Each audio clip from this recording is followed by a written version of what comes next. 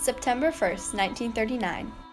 It was September 1st, 1939 when World War II broke out. The Treaty of Versailles caused humiliation and resentment over German people, and millions of people died due to the social injustice against the Jewish population. The Treaty of Versailles ended World War I, but caused Germany to pay the war reparations. There were few citizens that were angered in the persecution and decided to act, thus leading up to the White Rose.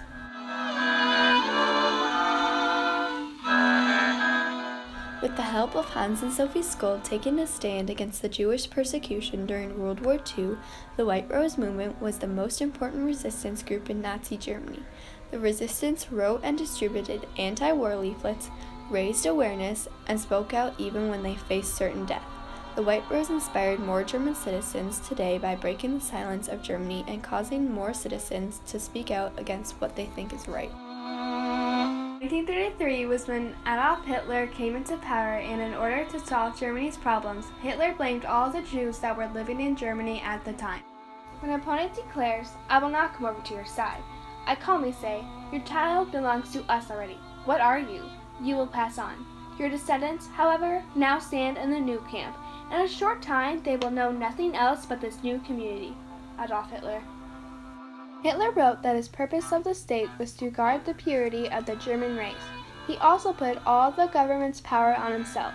Citizens needed a resistance to start to aware others of the evil of Nazi Germany. Sophie and Hans Scholl, brother and sister, and the main leaders of the organization, were very important to the resistance. Sophie was first to join Bundester Modell, or the League of German Girls, while Hans joined the Hitler Youth Group. The League of German Girls was a female branch, part of the Hitler Youth movement. This was set up by Baldur von Schirach, and their purpose was to remind women part of the branch to be carriers of the Nazi worldview. The Hitler Youth Group was like a scouting club made special for pilgrimage to Landsberg. Hitler used these youth groups in order to gather groups of citizens to later turn them into soldiers for his army. Sophie Scholl understood the different political views of her peers, parents, and even some teachers. Hans and Sophie also joined a Hitler Youth organization, DJ 111, and at first believed in Adolf Hitler's values. When Sophie was younger and part of the League of German Girls, she didn't understand at the time why she was allowed to join a Hitler Youth group and all of her Jewish friends could not. According to Catherine Atwood, author of Women War Heroes of World War II, she states that Sophie had an independent mind and that of those she worked with. That's why it's so important for young people to develop and maintain the ability to think critically, to ferret out what is true and what isn't, and then find a constructive way to act on their convictions. The Scholl's attitude changed in 1936 when Hans took part in a large Nazi party rally and was selected to carry the flag. He returned back home with disappointment with the shallowness of the movement with the Nazis. Hans didn't appreciate the constant military drills and the lack of real contact between the citizens of Germany. It was then when Hans and Sophie realized that Hitler was trying to control all aspects of the citizens' lives. This caused them to act. Hans served 2 years in the German army out in the Eastern Front in March of 1937. Here he witnessed first-hand mistreatment, a horrible and inhumane sight of Jewish citizens unclothed and being shot into a pit. He was horrified in the heinous mass murdering and deporting of Jews to concentration camps. Later that fall, he and 3 other of his siblings, including Sophie, were arrested and taken to jail by the Gestapo, the secret state police, because they were thought to have been involved in a secret Nazi government crackdown in their Hitler Youth group. They were later released being innocent. In 1940 to 41, there was the most important turning point for the White Rose, and that was when Hans met with 2 Roman Catholic men of letters that redirected his life. Hans then turned from medicine to religion, philosophy, and the arts. He gathered with like-minded friends who also despised of Hitler and his actions. This group of men were later referred to as the White Rose Resistance. The White Rose Resistance received its name from various reasons, one of them including Hans remembering that the resistance reminded him of a white sheet of paper due to a blank piece of paper doesn't yet contain a lie. Paul Geisler of Bavaria addressed the University of Munich in January of 1942 and argued that the university should not allow students who have twisted intellects or falsely clever minds.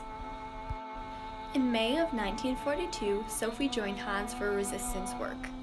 In the summer of 1942, this organization copied and distributed leaflets throughout Germany. Hans and the White Rose got the idea of the leaflets from a letter that arrived to the Skoll family without a return address.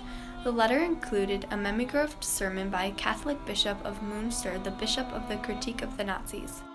Sophie Skoll began her studies at the University of Munich on June 6, 1942, and that is where she found a leaflet on her desk. The first leaflet was created by Hans Skoll and Alexander Squirmel, also known as the Leaflets of the White Rose. 3 weeks into the June of 1942, the White Rose published the second leaflet. The introduction of this leaflet started out with this section. Since the conquest of Poland, 300,000 Jews have been murdered in this country in the most bestial way. Here we see the most frightful crime against human dignity, a crime that is unparalleled in the whole of history. For Jews, too, are human beings. It stated that Jewish citizens count as human beings. The White Rose wanted to inform the public what happens in concentration camps, age limits, and how they would be transported. Unfortunately, soon after in July, Hans and Sophie got orders to spend their break working as medics out on the Eastern Front, so they had to take a pause on a White Rose.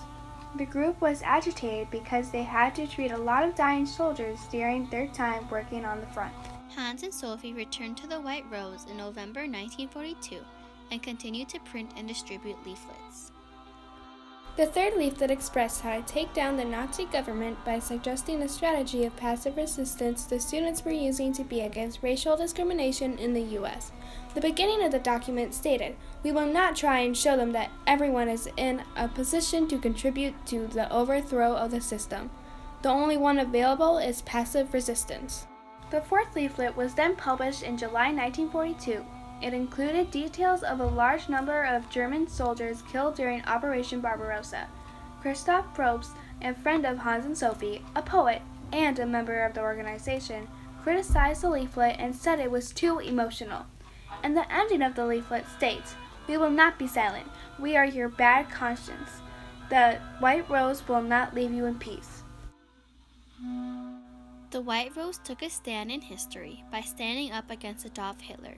They knew that they faced certain death for speaking out against the Nazis, but they knew something needed to be done about the Jewish Holocaust. The White Rose believed that the leaflets weren't enough.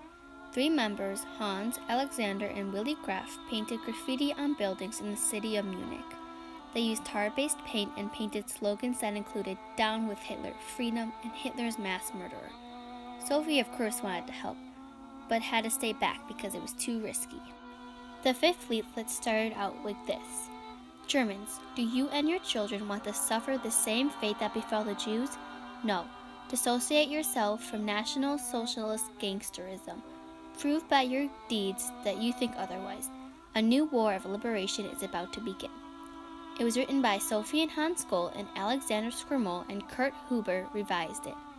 This leaflet expresses that the leaders looked beyond the war and dreamed about the new Europe. The White Rose members got executed on February 22, 1943, when a janitor at the University of Munich found a suitcase full of leaflets that were left there. The janitor turned them into the Gestapo right away. The members of the White Rose and what they did today is very important because now we have the freedom of religion, and in Germany there is a square and streets named after the members in honor of what they did. They served a secondary purpose to demonstrate to the world that within a largely silent populace of Nazi Germany, there existed Hyde without conscience, recognized the guilt felt by every German's shared responsibility for the atrocities. Their actions proved Germany wasn't a nation of cruel anti-Semitics, without conscience of value of human life. It preserved German dignity for future generations with courage to act and represented heroism. The protests led to many other protests in Germany's history. For example, the East German protest, immigration, that was held in January 1988 to March 1990. The goal of this protest was to overthrow the communist government in the German Democratic Republic, reunify Germany, and establish a shared participatory democracy. Their goal was similar to the goal of the White Rose, even though the White Rose knew they couldn't overthrow the government. The White Rose inspired many more protests throughout German history, and shared a similarity of taking a stand in what they believe in, even though others didn't give them a chance.